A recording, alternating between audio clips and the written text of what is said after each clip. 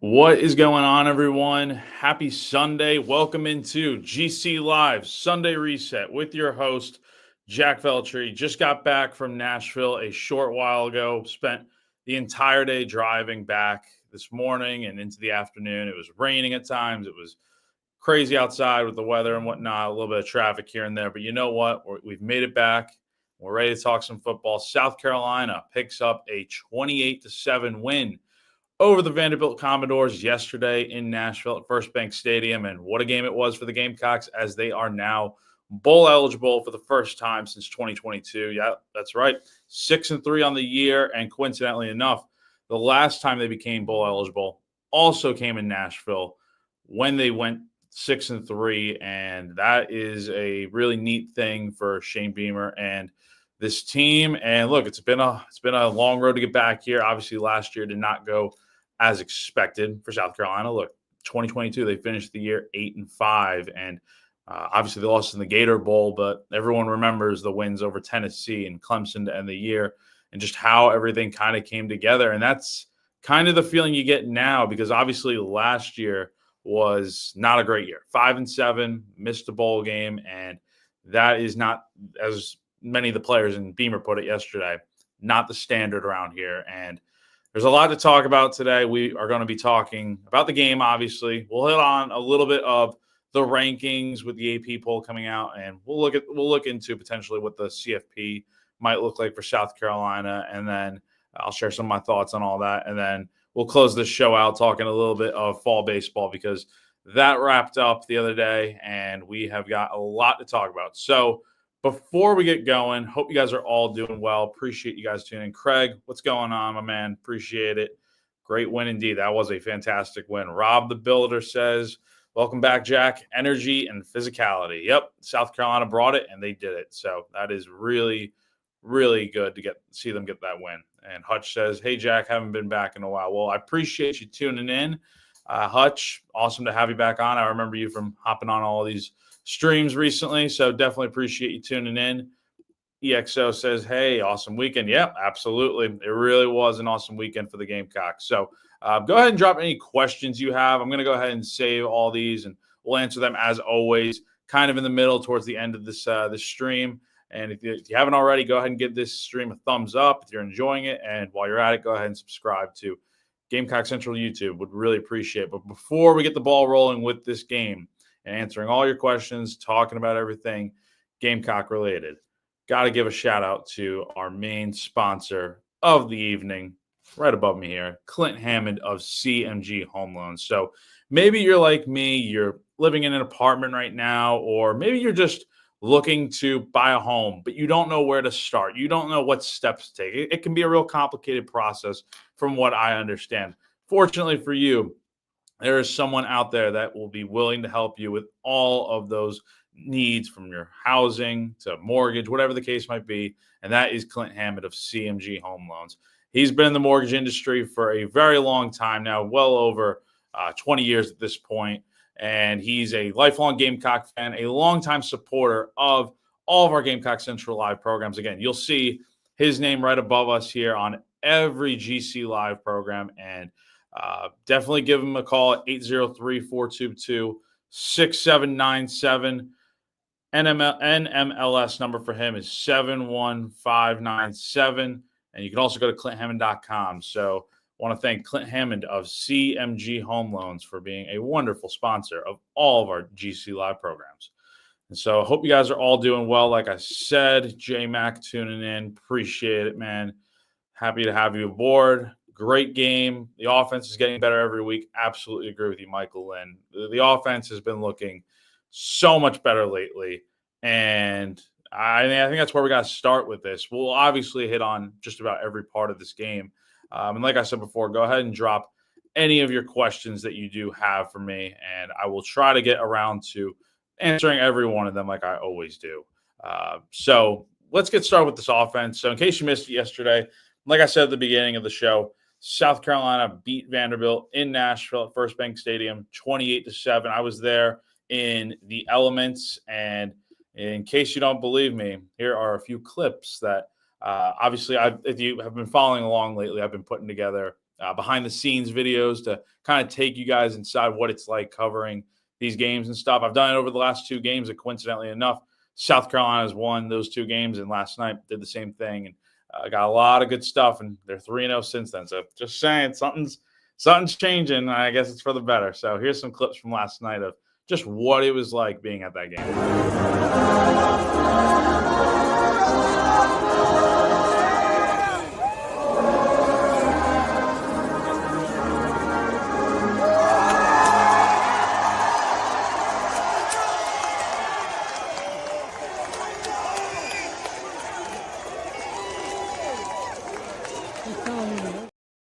I mean, isn't that kind of cool? Like, I mean, look, it was starting to rain. And here's the thing.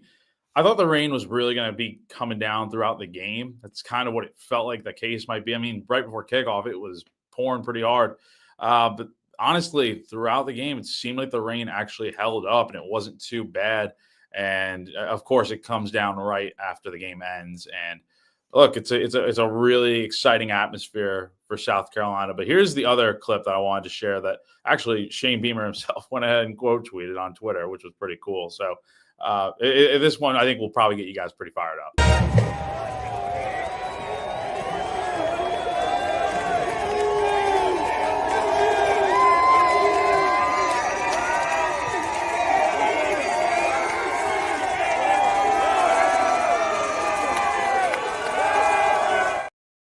Isn't that just awesome? Like, I mean, I think South Carolina's got a great they got a great head coach. I mean, look, Shane Beamer has done an awesome job this year, and it has been really awesome to see just the way he's kind of gotten this program back on the right track after the way things went last year. Like, obviously, no one was happy with how things went last season. I mean, look, 5-7, definitely not good enough for this type of program, but obviously getting to bowl eligibility is just one step of the way to getting to their goals. And yeah, we'll see what happens. And yeah, I agree with this. I mean, love Beamer.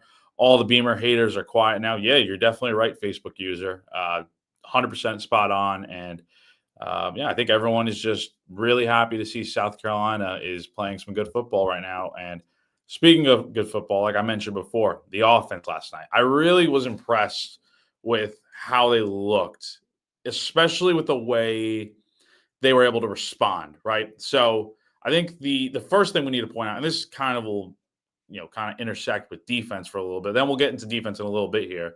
But last night, it was second quarter.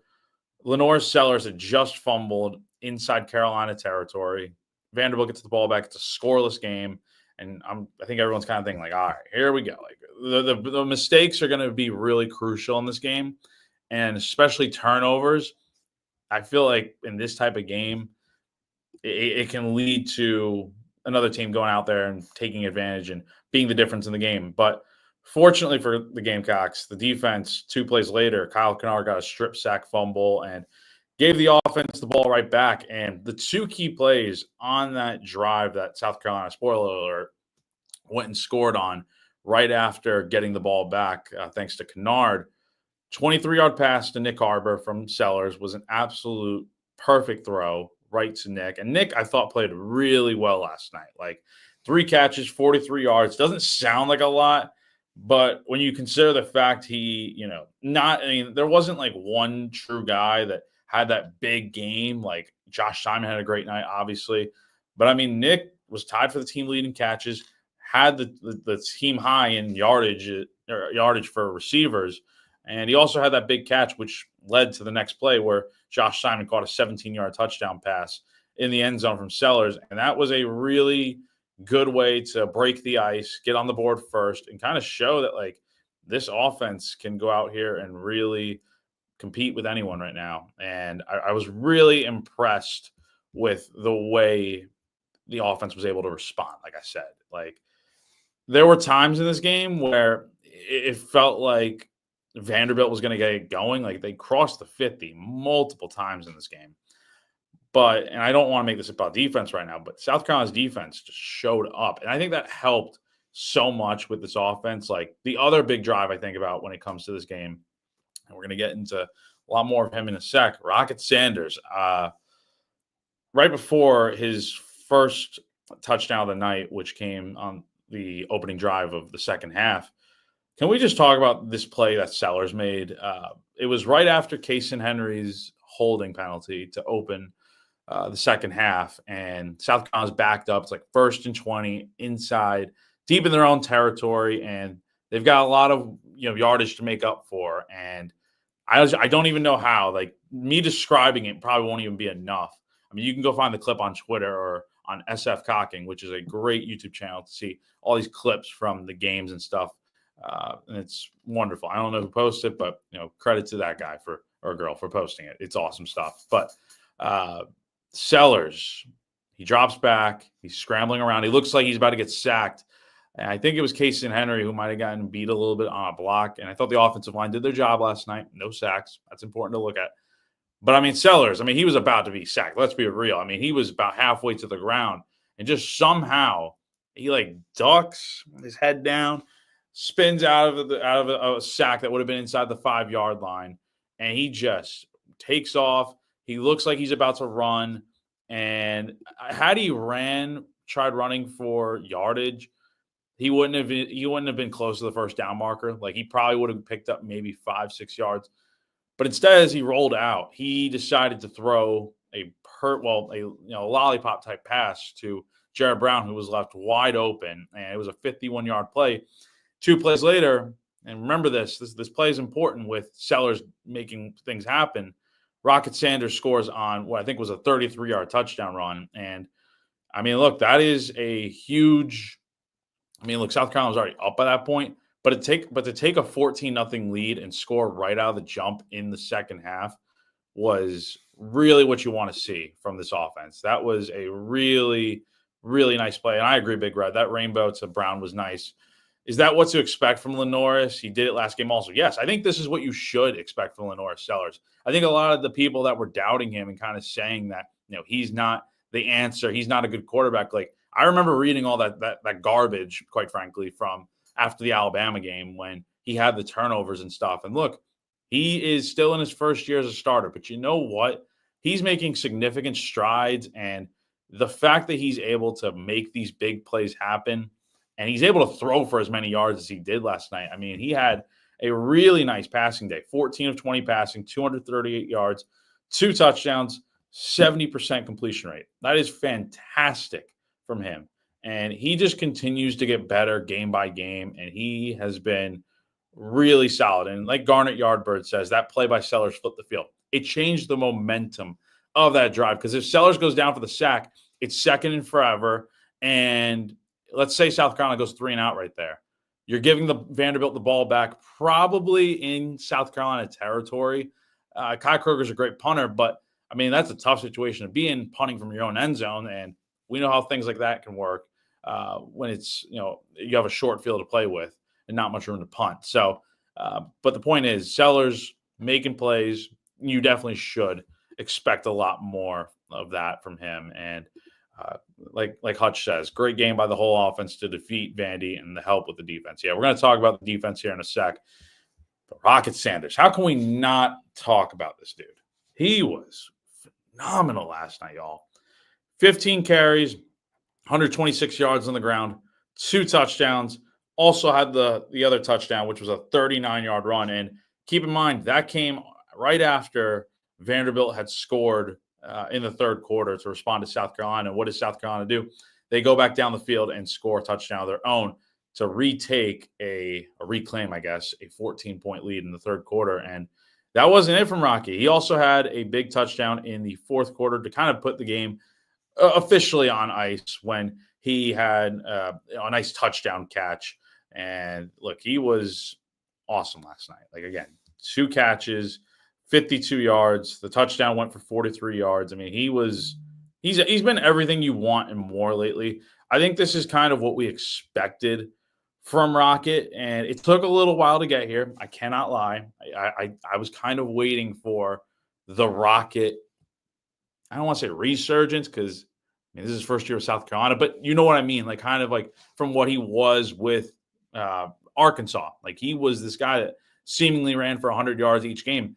over the last 2 weeks, and even with the Oklahoma game, he's been nothing short of phenomenal for this offense. And when he's going, the rest of these guys are going. But let's also give a lot of credit to Lenore Sellers.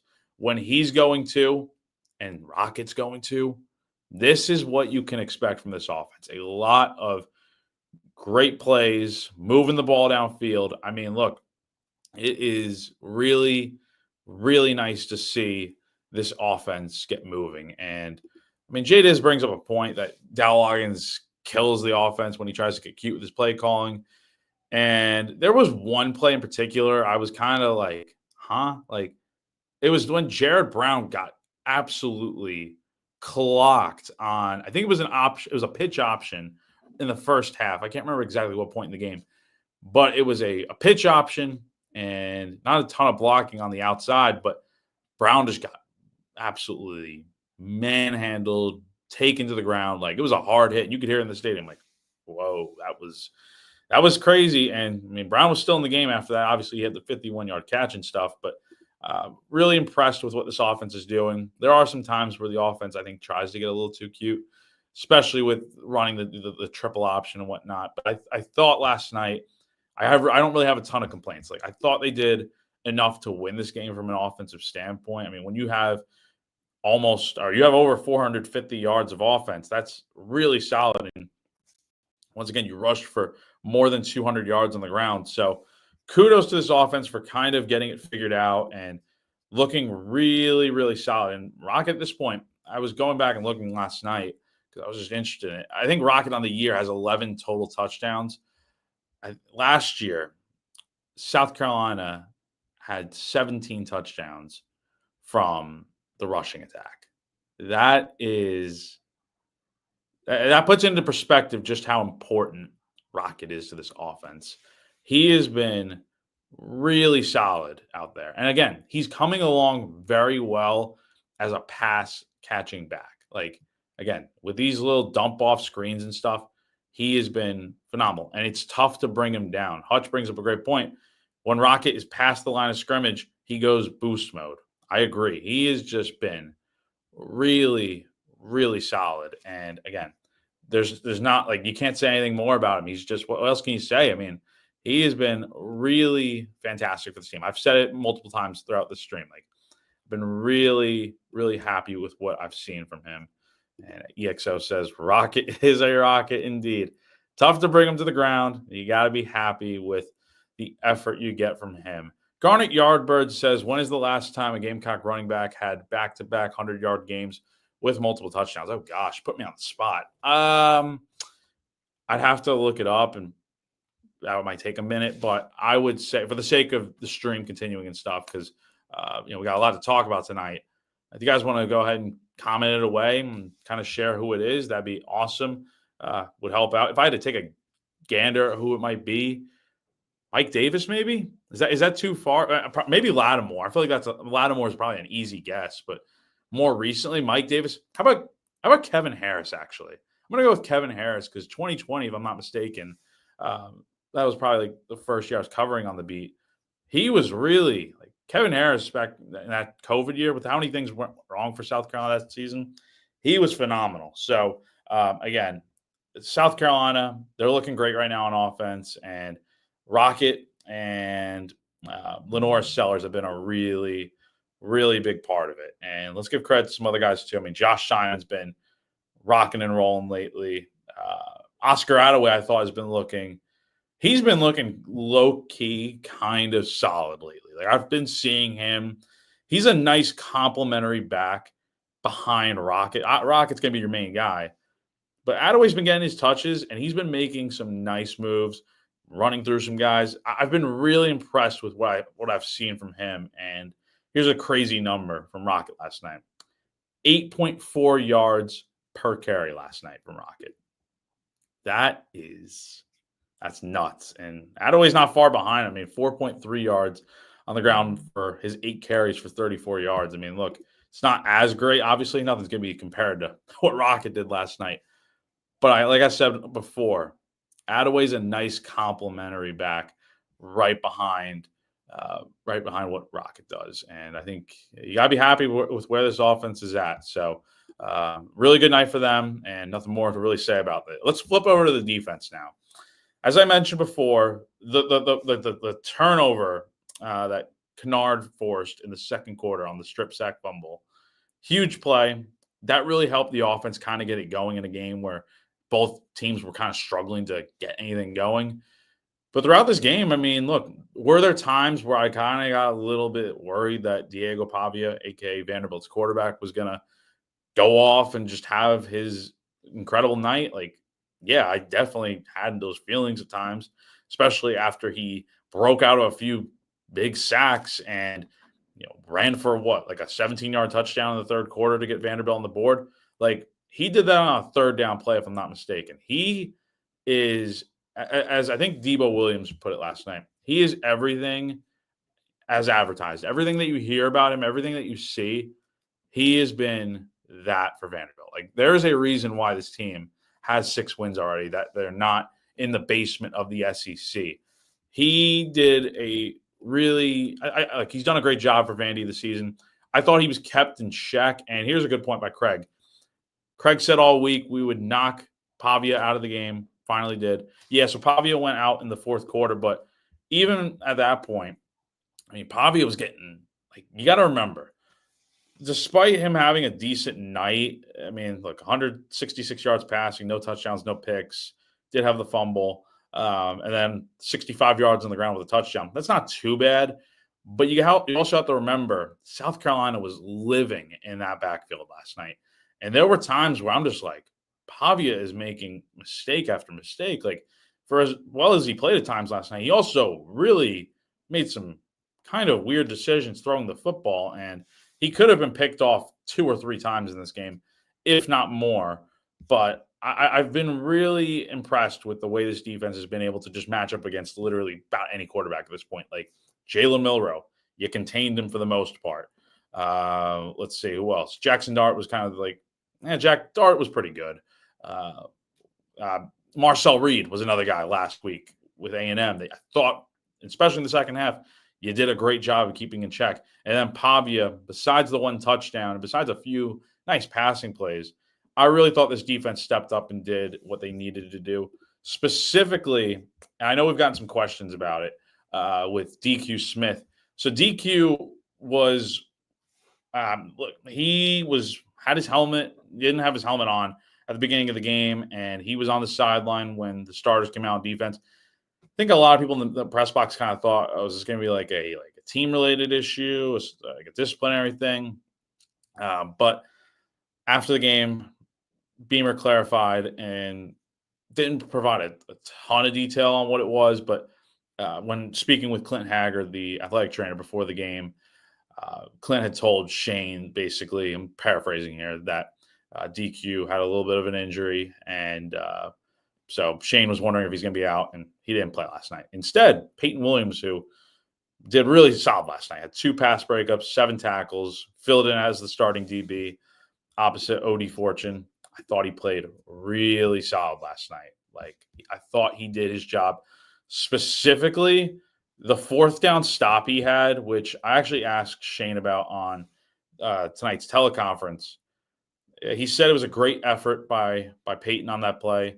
They disguised the look on defense, which kind of forced Pavia to think it might be max pressure, and he would have had to hold on to the ball and all that. But instead, they dropped out, played zone after showing pressure initially, and then on the play, Pavia threw to his right, if I'm not mistaken, and Williams dove, knocked the ball, tipped it in the air, and it was almost picked off by Vicari Swain. But again, that is a really big-time play by a guy that hadn't played a ton this season, but when he got his opportunity last night, he definitely made the most of it.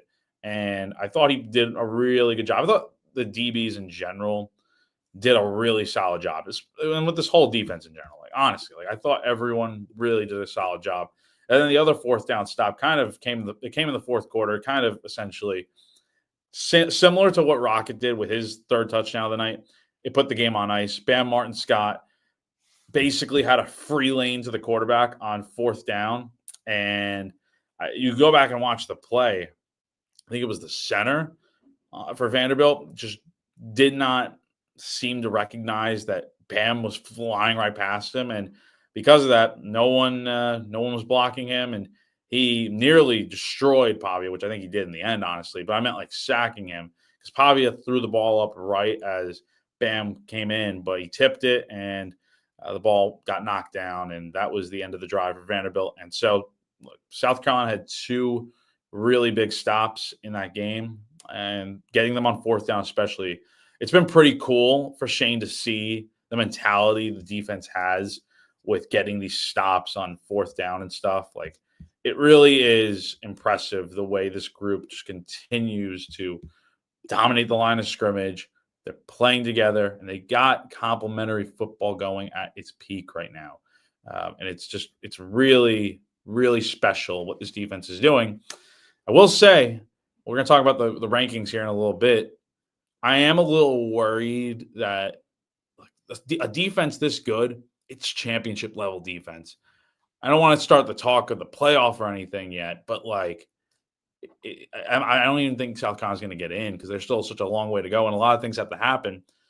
But I mean, if this team manages to squeak in somehow, even with 3 losses, if they stay that way and finish the year 9-3, I like their chances against anyone, quite honestly. And it's because of this defense. They've shown game in and game out. You could throw literally anyone against them. Like, Ole Miss is kind of the one exception, but again, the defense kind of got screwed over by the fact that South Carolina put them in a 14-0 hole very early in that game. I am really impressed with what this defense has done this year. And I know a lot of you feel the same way. And again, it's championship caliber without a doubt. And the fact that the offense is coming along, that is the reason why this team is on a 3-game winning streak right now. That is why they're probably considered one of the hottest teams in college football right now, beating teams by such a wide margin. That is why last time I checked, Gamecocks are a 13-point favorite. I don't know if the line's moved up or not, but they're a 2-touchdown favorite essentially over Missouri this weekend at Willie B. I was kind of shocked by that, not going to lie. I've seen South Carolina be usually the underdog in these games, but 2-touchdown favorite kind of caught me off guard. I don't know when the last time that happened was, but it's probably been a while. And again, it goes back to the fact that this defense has been really solid and the offense is kind of getting in sync too, along with special teams, which we'll give them a shout here in a second. How many sacks did the defense get last night? Says Big Red. They had 2. Kennard had the strip sack for a fumble, and Brian Thomas also had a big sack, which I know got commented here somewhere. But yeah, that was, again, 2 sacks. It's fine. You didn't really need a ton. You didn't need 9, but instead you saw so many guys rotate in there and make plays. And I know a lot of you guys are going to ask about the injuries and stuff. And look, they had a lot of guys kind of get banged up last night. Not exactly ideal, but it is what it is. The good news is, I mean, Shane was asked about it tonight, but he was vague. The quote exactly really just was, hope we'll get everyone back for Saturday's game against Missouri. And then he went on to say the availability report will be out on Wednesday. So he doesn't really have to talk about any of that stuff, but it is good to see, I guess, with little context right now, a little info that the guys that got banged up, especially on defense, will hopefully be okay. We'll see what happens. I know we've got a few questions to get through with the injuries and stuff from y'all, but we'll answer those here shortly. Special teams wise, I thought they did fine last night. Kai Kroger was, once again, I think he continues to be really solid. Only had 2 punts last night, which just goes back and shows how good this offense was.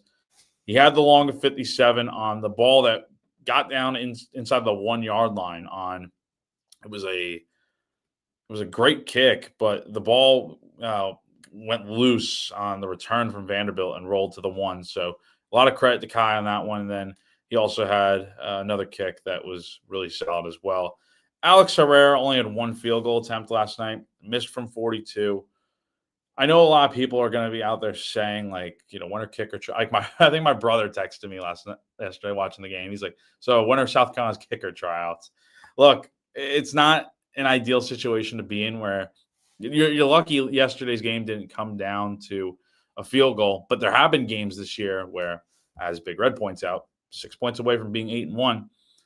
Had it not been for some timely field goals not going South Carolina's favor.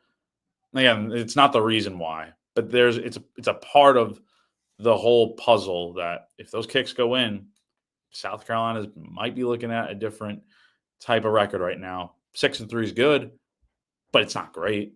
It could be better. That's the way you have to kind of look at it. And look, Herrera, I think he's going to be fine. It was one kick that he missed, and again, the elements weren't exactly great either. And it was early in the game, but he didn't get another opportunity to kick a field goal outside of PATs and stuff. But I think he'll be fine. So that's going to wrap it up for all three units. My final thoughts on the game itself. Look, I think you got to be really excited about the direction of this team. They have played phenomenal football. There's something about this team in November. They're now 10-4 in this month in the Beamer era, and that dates back to Beamer's first year in 2021. It has just been something about it. I don't know if the air is different. I don't know if the Gatorade they're drinking is different around this time of year. Something is just clicking for this team, and they play their best football towards the end of the year. As a result, they're going bowling, and that is really exciting for everyone to see. If you're a South Carolina fan, of course. Like, I think a few of my buddies and I were talking about, okay, where bowl destinations going to be and stuff, like, because they are going bowling. They're going to have another game on the schedule, at least one more.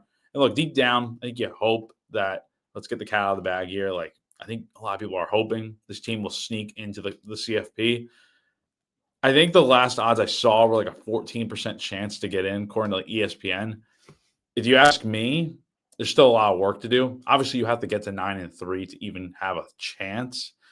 But if the cards play in your favor, if the two big things for me, and I hate to say it because I know you guys aren't going to like it, you need Clemson to get to the ACC championship and win that thing.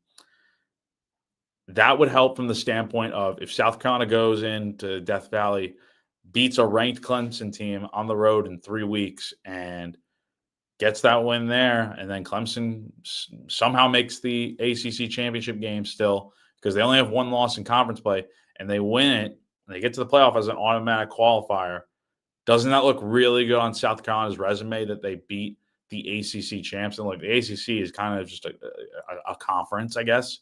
It hasn't been great this year. Obviously, Miami lost yesterday to Georgia Tech to kind of screw things up a little bit. But I will say it is interesting to think about it from that standpoint of like if Clemson wins the ACC, but South Carolina beats them at the end of the year, like you're not like, and again, you don't. I mean, it's not necessarily pulling for Clemson, but it's just like if it happens, like obviously South Carolina would need them to. I don't know. The point is, look. And I know a lot of people are going to say, oh, come on, you're not making the playoffs. Like, it's not impossible. Obviously, the committee sees them now to where it's like they're going to get into the playoff rankings on Tuesday, presumably, right? And if teams lose, you never know. There is a chance, okay? Once it says 0%, I'll stop talking about the playoffs. And I'm not going to elaborate too much further on it and why I think they should or shouldn't. That's a conversation for much later down the road if things kind of play out the way they are. But right now, it's like if you just keep winning games, you have a chance. Again, finish 9-3 to end the year, there will be a conversation to be had. And again, if you get the three keys, Clemson has got to keep winning. I think you also need Texas A&M, who, obviously South Carolina beat last week.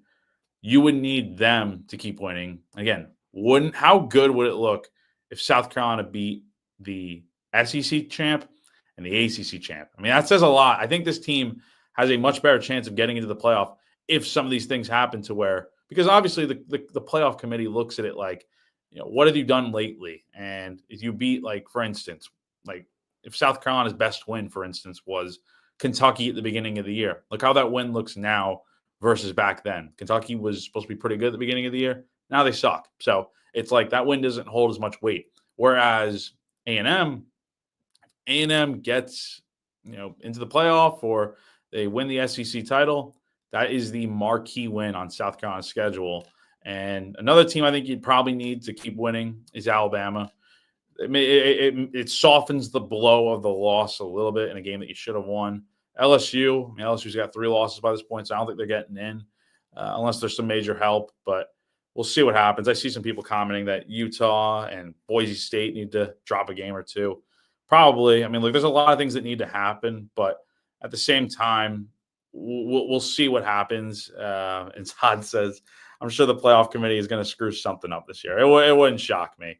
It's a new system with 12 teams, and the thing was in the old format, two lost teams had never made the playoff, and that was always the standard that a two-loss team shouldn't make it. And I believe Alabama was the first one to make it as a two-loss team last year, if memory serves correctly. So, look, things have been broken with what the standards are normally. Who's to say a three-loss team can't get in? We don't know exactly how the committee is going to view two-loss teams and three-loss teams and all that stuff yet until we get to that final selection show. But hey, you never know. As long as there is a chance, don't fully accept the fact that, like, oh, South Carolina's not going to the playoff. Like, it's not that far-fetched if things kind of keep rolling the way they are. Like, this looks like a really good team this year. And it's just a crazy season. Big Red says, would we need to beat Clemson by 10 points to look good to the committee? I think just a win at Clemson would be great. If you're at the point where you're like 8-3 and you have a chance to win that ninth game, it helps to beat a team by more, especially if they're ranked and on the road. At the same time, just win. That's all. It's all you got to do. It's really all you got to do is just keep winning and leave it up to the fate of the committee. Speaking of which, the AP poll. I was on the road when the Gamecocks, when everything got announced with the AP poll. I did see that, who was it, Brett McMurphy, if I'm not mistaken, from that tweet I put out, that he didn't even include South Carolina in his top 25. Look, I think that was, quite frankly, just ridiculous. Like, how do you watch college football? And I'm not calling anyone out specifically, but just in general, to anyone that left, notably, like, left South Carolina out of their top 25 poll. Like, how do you watch college football and not think South Carolina's a top 25 team? Have you seen what they've done over the last 3 games? Have you seen the point margin they're beating teams by?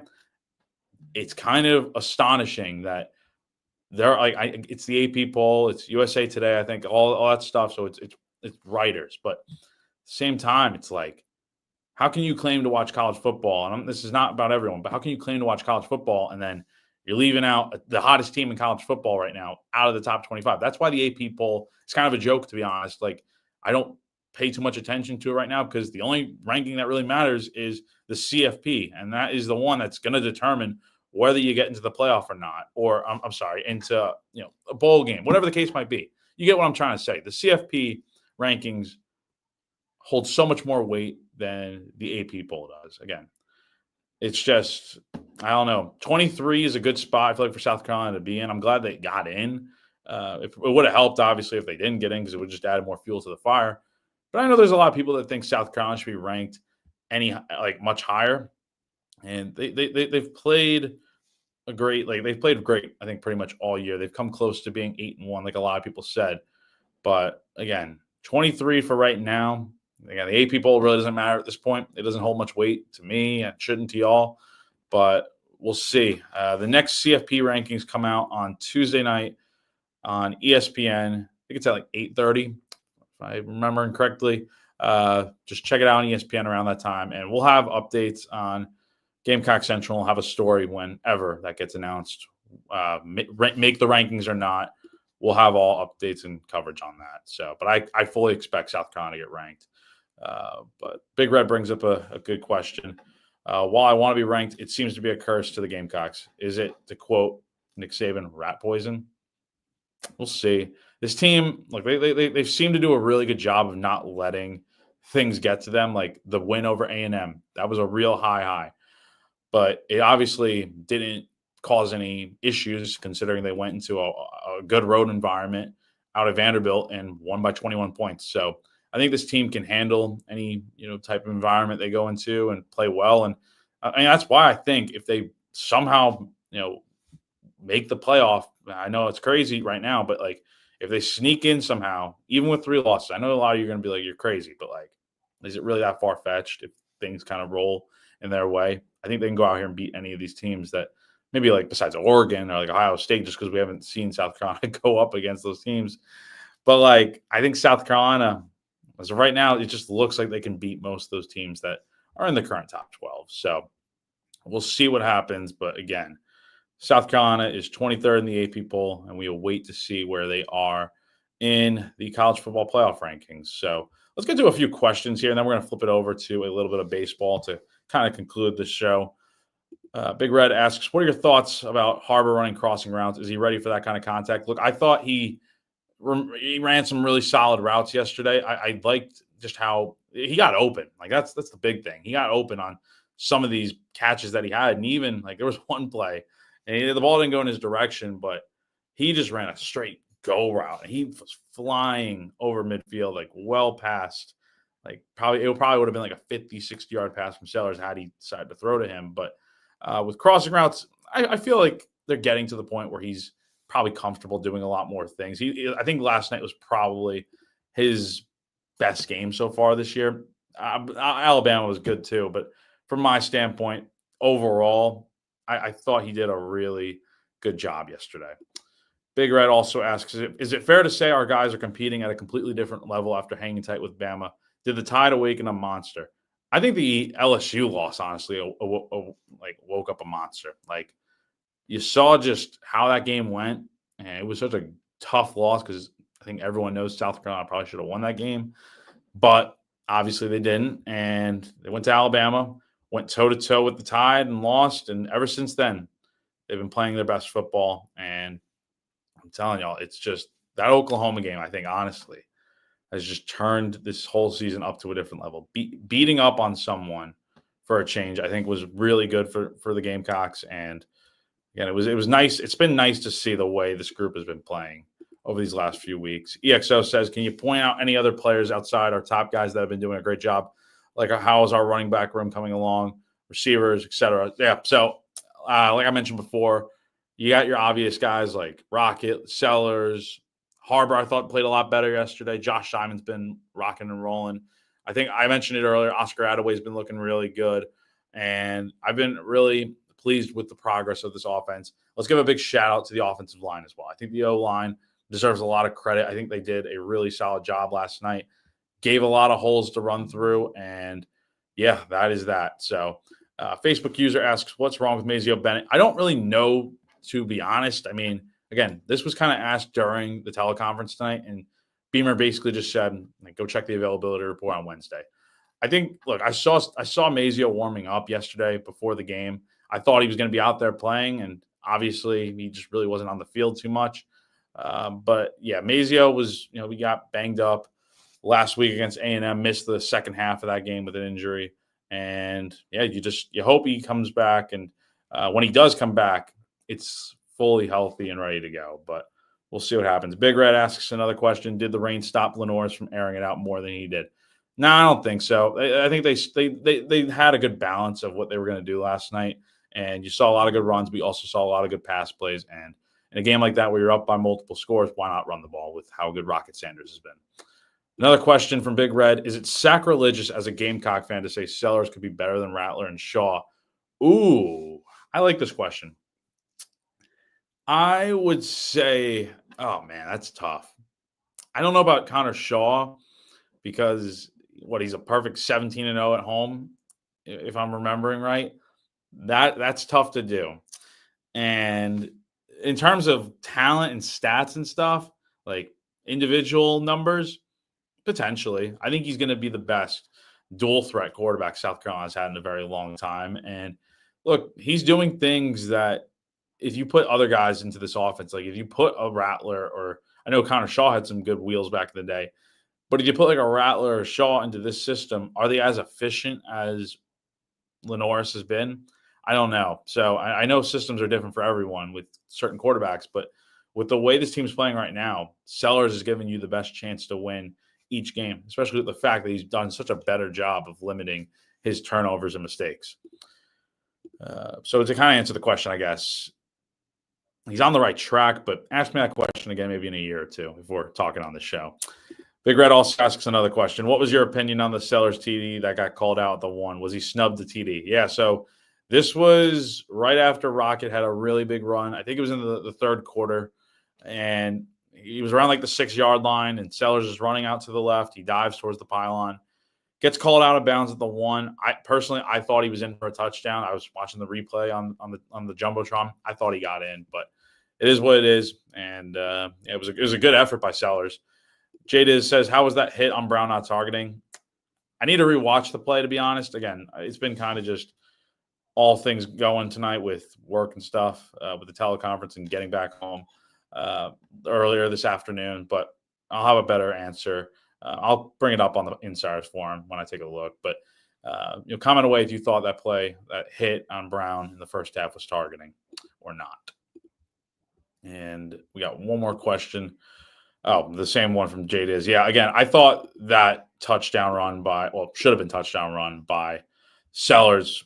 I thought he was in. Like, honestly, I really did think he dove in and got it. So Jack Stevenson asks, what makes you most nervous about next week? I think the fact that, number one, I think people are really like, I'm not saying they're overhyping South Carolina at this point, but it just feels kind of like, it feels like unfamiliar territory that this team's a 2-touchdown favorite over Missouri, who, by the way, I don't even know how they did it last night, but sneaking out. I mean, I watched the end of that game, sneaking out that win against Oklahoma, which Oklahoma does not look good right now. But Missouri pulling off that win last night in Como against the Sooners, and now they're still in the playoff mix at 7-2. Like, it's hard to believe that's the case with a team like that has just been so inconsistent this year. I think what makes me most nervous, though, is the fact that South Carolina's, for whatever reason, ever since 2019 was the first time they had lost start this whole little streak here. It's been a while since South Carolina's won in this game, and I feel like Missouri has been South Carolina's kryptonite, so to speak. Whenever they play the Tigers, home, away, whatever, they just don't. And again, this is a different team compared to those years, but the teams that have been out there since the Michael Skarnickia game back in 2018, which I know a lot of you love to talk about and stuff, that ever since then, it's kind of just been like South Carolina just hasn't been able to beat Missouri. But I also think another thing is, and I think that the team's doing a great job of it, is keeping everything in focus. Like, again, they aren't worried about the playoffs. It's one by one. Win a game, see what happens, and we'll see. But I think for South Carolina is just continue to do what you're doing, and I think things will be just about fine. So we'll have to see what happens. But give this Gamecock man a thumbs up. Yeah, definitely give this video a thumbs up if you're watching right now. Would definitely appreciate it. And go ahead and subscribe if you guys haven't yet to Gamecock Central YouTube. My man Jack, Greg, appreciate you tuning in. And then Philip says, is Missouri's QB1 out for the year? Is there a chance we see him Saturday? Hey, you're talking about Brady Cook. I noticed he didn't play yesterday. And again, I didn't get to – I mean, honestly, I'm locked into South Carolina, so haven't gotten to keep up with a ton of what Missouri's been going on with lately. But I know Drew Pine played yesterday, and Brady Cook did not play yesterday. We're going to see what happens. I would say, look, it seemed like Missouri played better last night with Drew Pine. It took a while to get there, but it seems like things are going pretty well for the Tigers with him after last night. So I think they keep rolling with Drew Pine, and I don't know if he's out for the year, but there's always a chance you see him Saturday. But if Pine's playing well and he starts in that game against South Carolina, I think you just keep rolling with him. Big Red says, does Mizzou count as one of South? Of course. I think there's a trophy for this game, the Mayor's Cup. That in itself makes it a big rivalry. Is it one of the biggest in the conference? I think there's others that are probably bigger, but at the same time, it's like this is still a good rivalry because it's the Battle of Columbia, so to speak. So definitely is a rivalry. And let's go ahead and talk about baseball now that you guys are still tuning in. I appreciate you guys tuning in. If you're still watching this entire stream, definitely appreciate it. Got the football talk out of the way, and that was the main focus of tonight. But we're not going to we're not going to start the Gamecock Central baseball show until the spring, most likely. Once we get into the new year, spring ball, or not spring ball, but the opening day is kind of around the corner. We'll start doing live streams again to talk baseball primarily. But I figured let's get some baseball talk in on this stream. And while I'm at it, talking about other sports, women's hoops today, 71-57 win over number 9 NC State in Charlotte. We're talking a lot about that game and women's basketball and men's basketball in general later this week on GC Live at the buzzer. So stay tuned for that. But big win for the Gamecocks in women's hoops. Now let's talk about baseball real quick. On Thursday, Gamecocks were in Charleston at Riley Park to play COC, led by head coach Chad Holbrook. And as that game went down, it's just a scrimmage, so let's not get it twisted and let's not, say the season's over or anything and things need to change. South Carolina did lose that game 12-11. It was a real kind of slugfest. A lot of runs were scored. The one issue I had in that game was the 7 runs, 6th inning. Errors were made, mistakes were made, pitches were missing the zone, and guys were just crushing home runs for Charleston. It's not really that big of a deal. We'll speak to Paul Maneri tomorrow to kind of conclude fall ball, because that's it for fall baseball right now. But my initial takeaways from the fall in general, from what I saw, I thought it went about as expected. Like, we learned a lot about this team. We also have some questions about this team. I'll have a story out later this week kind of with what my questions about the baseball team are as we kind of get into the winter here and we look forward to opening day in February. One question I do have is, what's the catcher position going to look like? Do they feel comfortable enough riding with Talmadge LeCroy out there? Is that going to be your answer at catcher? Because, look, Maneri didn't put the blame on Talmadge the other day, but in that scrimmage against Charleston, the Cougars were really running well all over the bases. And I know a part of it is guys getting good jumps and pitchers kind of not being quick enough to the mound. But there were a lot of times where Talmadge maybe had a chance to make a throw down and he just kind of held on to the ball. So that worried me a little bit. He did have a hit and an RBI in that game against Charleston. But again, the rest of the catching room, Gavin Braylon's a freshman. I thought he looked pretty good throughout this fall. But I will say, I'm a little concerned that outside of that, like, LeCroy's probably going to be your starter at this point, if I had to guess. A little bit to go, but he just has been playing the most. He's done some good things behind the plate. I will say that. He has made some nice plays from here and there, but his bat was really good at the start of the fall. But, Max Coffer really hasn't been super impressive in my opinion. Ryan Bakes didn't see a ton of action this fall for whatever reason. And so I think catching is kind of just something that I'm a little worried about. Big Red asks, was pitching an issue in the loss, or was it more lack of the defense?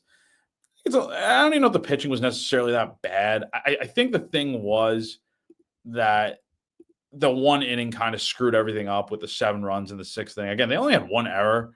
South Carolina did in the field, and that was in Ethan Petrie.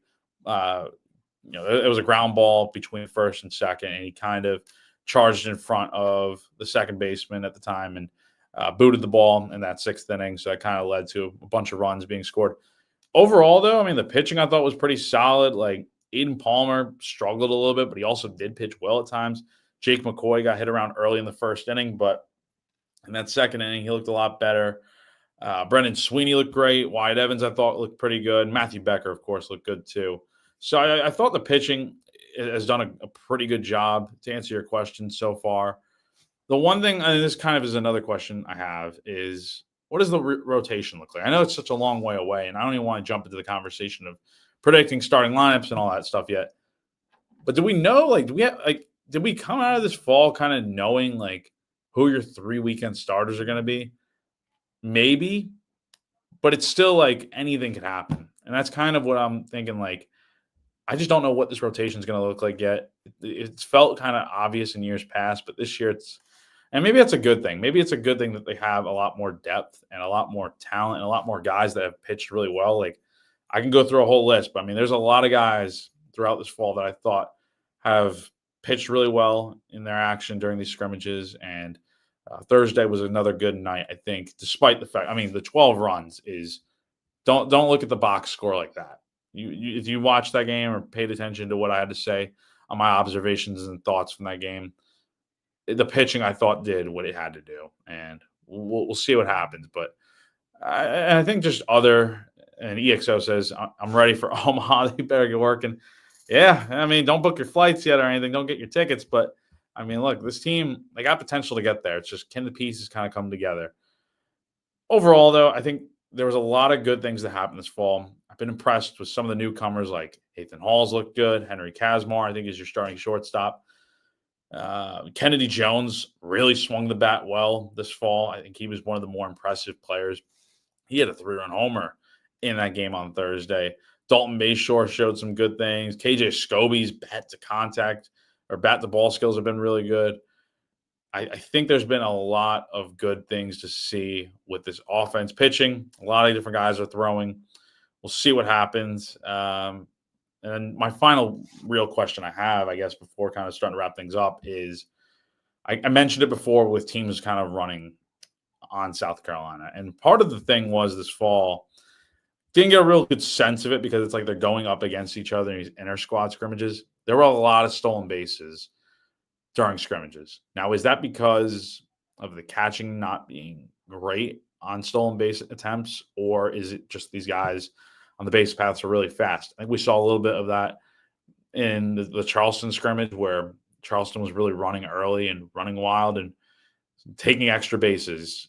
It's just the fall. Again, a lot can change as the the offseason kind of rolls on here over these next few months until February. But that is another thing that I'm a little concerned about. I'm not fully overboard yet, worried about it. But again, it's something like if teams start taking extra bases against South Carolina, how's that going to impact games? And that might be something that worries a little bit. I thought the defense otherwise had its good days, had its bad days, but again, it's just the fall and there's a lot of time to get things right. So we'll see what happens. EXO brings up a great point that we'll end it up on.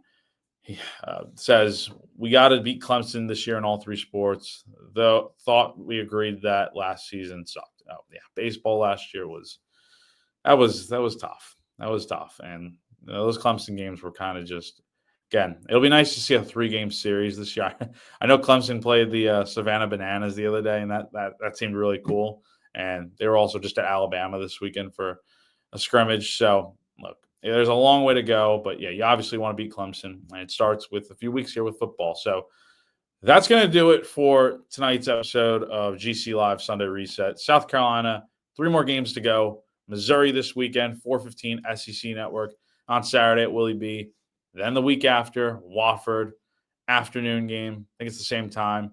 And that should be a potential win for the Gamecocks on Senior Day. And then we don't know the time yet, but to end the year, Gamecocks go to Clemson, Death Valley for the final game of the year, the big game in this state that everyone's been looking forward to. And we'll see what happens. Got a lot of football left to go. 6-3 on the year for the Gamecocks, and baseball, obviously. Fall ball just wrapped up, but we'll have a lot more to talk about throughout this offseason. But for right now, the focus is on football and basketball, and we'll go from there. So that's going to do it for tonight's episode. Hope you all enjoyed it. Give it a thumbs up if you haven't already. Be sure to subscribe to not just our YouTube page, but also to Gamecock Central if you're not a member yet. I would highly recommend it. It's a great time to be joining the Gamecock Central family. It's a lot of good coverage going on right now with myself, Wes, Chris, Kevin, George, Griffin, Peyton. I mean, you name it, we got it. We were doing a great job over there at GC. Mike, I mean, look, we got it going right now. And if I'm leaving anyone out, Wellbaum, I mean, look, we're doing a great job right now. And if you guys haven't already, definitely go ahead and subscribe to GamecockCentral.com. Would definitely recommend doing so. So that'll do it for tonight's episode. Hope you all enjoyed. Be sure to stay locked in the Gamecock Central for all live updates and coverage. And I'll see you guys again next Sunday when we're breaking down South Carolina's hopeful win over the Missouri Tigers. Until then, have a great weekend, guys.